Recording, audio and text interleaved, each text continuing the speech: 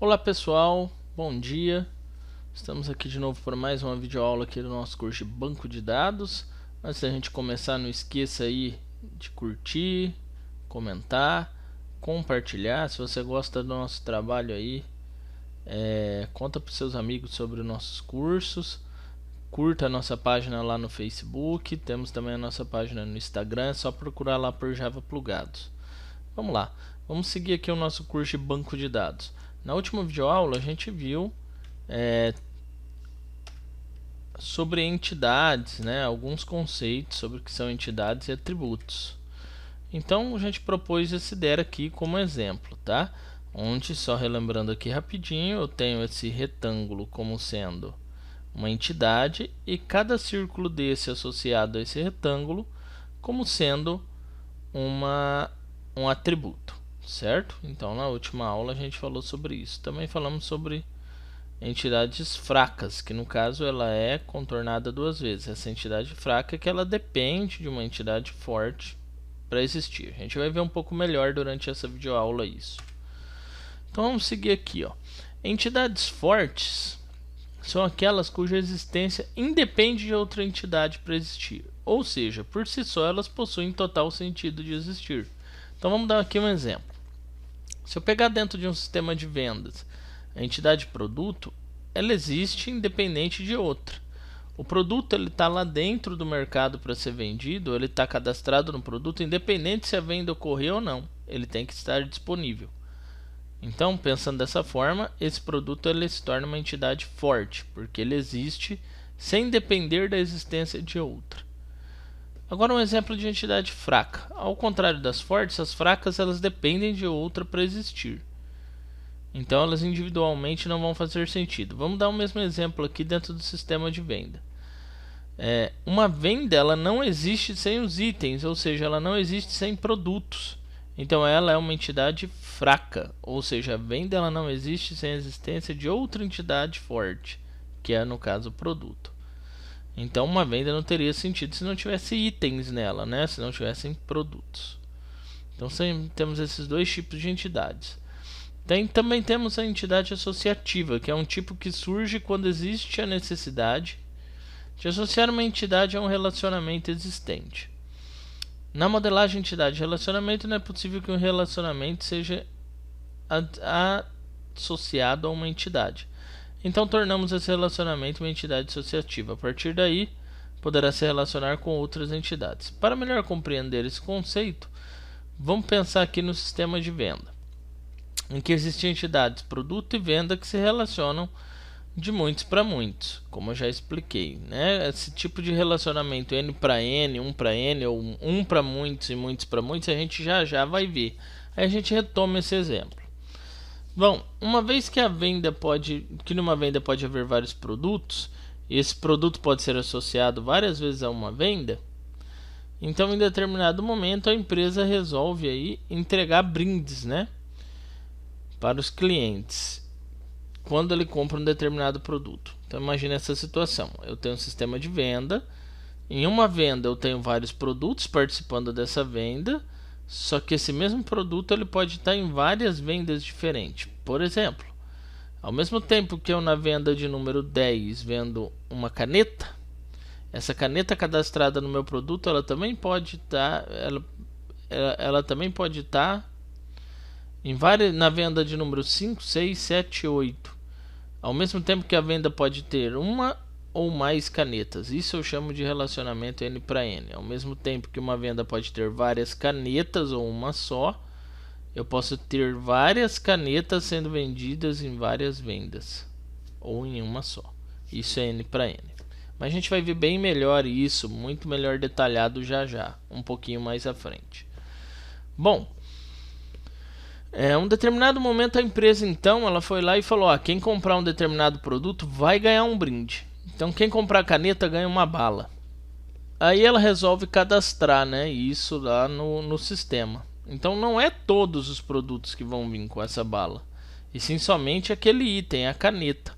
Isso gera a necessidade de a gente criar uma nova entidade que vai estar associada, no caso, aos itens vendidos, ou vai estar associada a uma relação ou a uma entidade. Bom, então ele vai ter todos os atributos identificadores da venda e do produto, assim como o número do item vendido. E daí você pode relacionar o brinde a essa venda. Esse exemplo aqui de entidade associativa a gente vai ver com muita calma mais para frente em exemplos práticos, tá? Só saibam por enquanto que ela existe, certo? Acho que deu para ter uma ideia de como ela funciona. Vamos dar um exemplo aqui. A entidade fraca, como eu já disse na outra videoaula, ela sempre vai ser dois retângulos circulados e o nome dentro. Então o dependente ele está relacionado aqui a cliente. Então eu estou dizendo, tomando o cliente como base, que ele possui dependentes. Ou seja, o dependente ele só existe se existir um cliente cadastrado. Imagine um sistema onde eu cadastro meus clientes e os dependentes deles, ou seja, os filhos do meu cliente. Pense assim: se o cliente não estiver cadastrado aqui, não vai existir um dependente aqui. Então, para existir um dependente associado a um cliente, o cliente tem que estar cadastrado. Então, o dependente eu falo que é uma entidade fraca, porque ele depende de existir um cliente para ele estar presente no meu banco. Ok? Já a entidade forte ela existe por si só. Por exemplo, a cidade. A cidade não depende de nada para existir. A cidade ela existe por si só, por isso ela é uma entidade forte. O cliente ele também existe por si só, por isso é uma entidade forte. Daí ele é circulado, né? Ou seja, é um retângulo único, certo? Da forma como está representado aqui. Bom, seguindo aqui no nosso exemplo, temos os relacionamentos. Então eu tenho as entidades e elas têm que conversar, elas têm que se relacionar entre si. Para isso eu preciso representar esse relacionamento. Temos três tipos de relacionamento: o de 1 para 1, que é representado por esses dois uns aqui, ou um só, onde cada uma das entidades envolvidas referencia obrigatoriamente apenas uma outra unidade da outra. Por exemplo, em um banco de dados de currículos, cada usuário cadastrado pode possuir apenas um currículo na base, ao mesmo tempo em que o currículo pertence a um único usuário cadastrado. Temos também um para N, um para muitos. Uma das entidades envolvidas pode se referenciar a várias outras unidades, porém do outro lado. Porém, cada uma das outras várias unidades referencia somente a uma da entidade que está ligada. Por exemplo, no sistema de plano de saúde, o usuário pode ter vários dependentes, mas cada dependente pode estar ligado somente a um usuário principal. Note que temos apenas duas entidades envolvidas, usuário e dependente. O que muda é que a quantidade de entidades envolvidas de cada lado mudam. A gente vai ver isso na prática já já.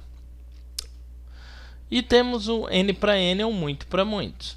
Nesse tipo de relacionamento, cada entidade de ambos os lados pode se referenciar a múltiplas entidades do outro lado, certo?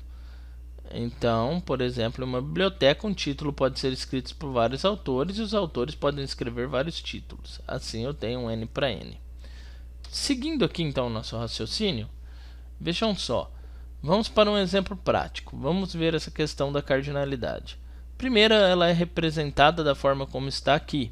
Tomando como base o cliente, eu tenho o cliente com relacionamento de 1 para N ao lado do dependente.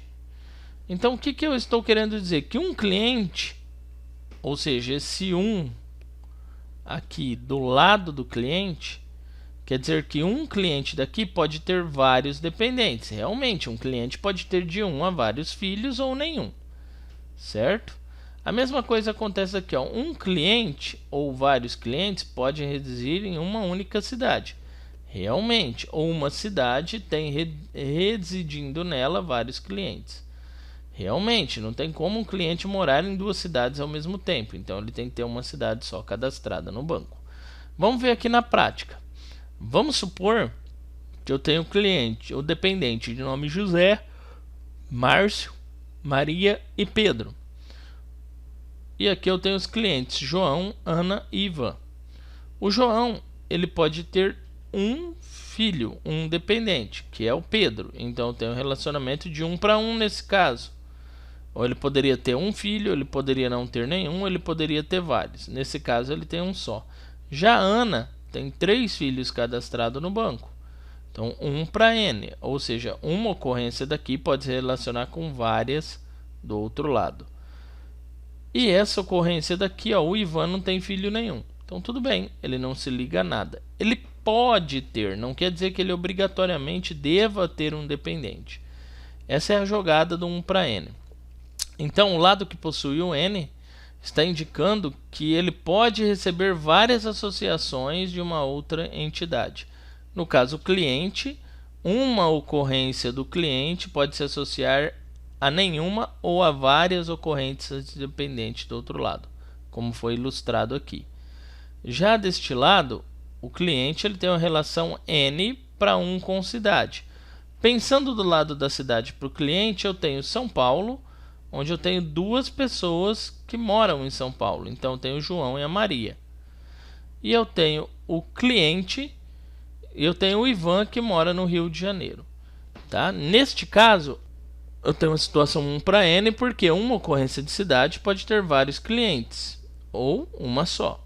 Neste caso aqui no banco, a gente vai entender mais para frente que tem como a gente restringir no nosso DER, né, no caso, nosso diagrama entidade de relacionamento, a gente restringir a questão dele ter nenhum, uma ou vários. Mas por enquanto, espero que vocês tenham entendido essa relação de 1 para N. Professor, e no caso de N para N? No caso de N para N, vamos supor que eu tivesse aqui cidade com N e cliente com N. Poderia ter São Paulo com duas ligações e ao mesmo tempo eu poderia ter João se ligando em 2 desse lado. Isso é o N para N, tá? Que a gente vai ver em um caso bem específico um pouco mais à frente, tá? Na prática, inclusive, também, certo? Seguindo, temos atributos. Os atributos podem ser classificados quanto à sua função da seguinte forma: eles podem ser descritivos, para representar uma característica da entidade, tal como nome ou cor, nominativos, além de serem também descritivos, têm a função de definir e identificar objeto, por exemplo, nome, código, número, são exemplos desse tipo de atributo. Referenciais representam uma ligação de uma entidade com outra, por exemplo, o CPF de um cliente que pode relacionar com a venda, tá? Então normalmente numa venda eu tenho o CPF do cliente. Esse tipo de atributo eu chamo ele de referencial, porque o CPF é da entidade cliente, não da venda, porém ele está lá para identificar o cliente que está participando dessa venda. A gente vai entender isso mais para frente com calma. Quanto à sua estrutura, podemos ainda classificá-los como simples. Um único atributo define uma característica da entidade, como por exemplo o nome, peso, ou composto, onde eu tenho várias informações para definir uma característica da entidade. Por exemplo, um endereço, que ele é composto por rua, número e bairro. No caso do endereço, se eu der somente o nome da rua, por si só, eu talvez não consiga encontrar o endereço da pessoa. Mas se eu der a rua e o número, melhorou. Então, esses 2 atributos juntos estão compondo o endereço. Rua, número e bairro, melhor ainda. Então, vejam que eu estou compondo o atributo endereço. O atributo endereço ele pode ser composto por nome da rua, por número da casa, pelo bairro onde se encontra, nome da cidade, e aí vai. Então, esse tipo de atributo eu chamo de composto. Vamos dar aqui um exemplo. Atributo simples, eu tenho a pessoa que tem o atributo nome, endereço, CPF e sexo. E são atributos simples, tanto nome, quanto endereço, quanto CPF, quanto sexo. Se eu quiser definir o endereço como sendo composto, como eu vou representar? Eu vou puxar aqui, ó, no endereço, vários outros círculos ligando a ele e dizendo que ele é composto por rua, cidade, estado e CEP. Então, ao ver isso daqui em um DER, você sabe que a entidade pessoa possui um nome, um endereço que vai ser composto por esses 4 campos, o CPF e o sexo. Ao contrário daqui, que ao ver isso daqui em um DER, você vai ter uma pessoa que vai ter um nome, um endereço contendo um campo só, CPF e sexo. Professor, como é que eu sei qual usar? Isso vai depender da sua análise do banco de dados, tá? A gente vai estudar essa parte de análise também. Ainda temos o atributo chave primária, tá? Esse atributo aqui é um campo único que identifica a ocorrência de uma instância dentro de uma entidade. Atributo extremamente importante, tá? Então, por exemplo, tomando como base a nossa entidade pessoa, eu tenho nome, endereço, CPF e sexo. Campo único que pode identificar a ocorrência de uma instância dentro da entidade. O CPF é esse campo porque ele não se repete. Acompanha comigo aqui no exemplo. Eu tenho a Maria, que mora na rua 5, e tenho o CPF citado aqui, né? 396454998, dígito 85, sexo feminino. Beleza, preenchi um cadastro para o campo para Maria aqui dentro da minha entidade pessoa. Aí eu tenho o João, que mora no centro, tem o CPF 568-554-568-89, que é do masculino. Então, beleza, preenchi também aqui, dentro dessa entidade pessoa, uma ocorrência aqui do João, né? Então, eu tenho um registro aqui, né, do João. Aí eu tenho um outro registro do João também, que mora no centro, só que tem o CPF 788-998-568-44. E ele também é do sexo masculino. Se não fosse o campo CPF, esses dois eu poderia considerar que eram iguais. Afinal, eles têm o mesmo nome, eles têm o mesmo endereço e eles têm o mesmo sexo. O que difere um do outro, ou seja, o que torna esse João diferente desse, ou seja, esse João único e esse João único, é o campo CPF. A esse tipo de campo que garante esse tipo de situação, ou seja, esse tipo de característica de unicidade, ou seja, uma característica onde vai garantir que aquela ocorrência seja única, a gente chama de chave primária. Então ele identifica uma ocorrência, né? Ele identifica um registro como sendo único dentro de uma tabela, ou melhor dizendo, dentro de uma entidade, certo? Então é isso. Ok? Então chave primária é isso aí, é um campo único dentro dos registros de uma entidade. Então, ou seja, ele vai garantir que uma ocorrência de um registro na entidade seja único. Para cada registro eu chamo cada linha aqui da minha tabela, certo? Bom, galera, vou parar por aqui, tá? Essa foi a segunda parte da aula, alguns conceitos aí. A partir da próxima aula a gente vai ver na prática, tá? Já começar na prática como criar as tabelas, os atributos. Professor, mas é só isso de teoria? Não, não é só isso. Só que a gente vai agora, a partir daqui, a gente vai estudando teoria e prática junto, tá? Então, quando chegar lá a hora de mexer com atributo composto, eu vou mostrar na teoria, a gente vai fazer na prática. Na hora que chegar lá com entidades de herança, por exemplo, ter pessoa, cliente, e aí da classe pessoa aqui, né, no caso aqui da entidade pessoa, eu desmembro duas outras entidades, por exemplo, cliente físico e jurídico. A gente vai ver de novo isso daí, tá? Que seria entidade composta e entidade, perdão, entidade pai e filho, ou seja, uma espécie de herança entre entidades, tá? Então, o que acontece aqui? Agora eu vou começar a prática com vocês, a gente vai desenrolando prática e teoria ao mesmo tempo, tá? Se não é inscrito aí, ó, não esquece, se inscreve de novo, dá uma conferida nas redes sociais. Meu muito obrigado, um abraço forte aí a todos e até mais.